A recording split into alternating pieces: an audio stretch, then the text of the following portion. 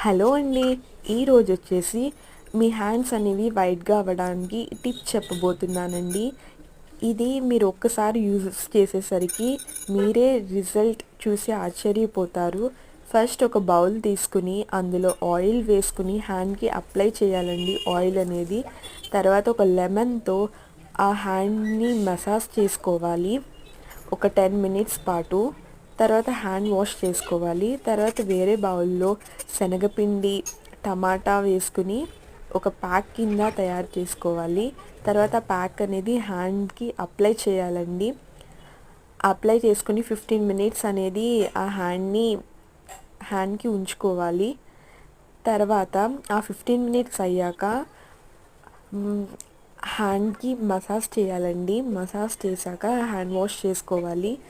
ఈ రిజల్ట్ చూసి మీరే ఆశ్చర్యపోతారు 1 టైం యూజ్ చేసేసి.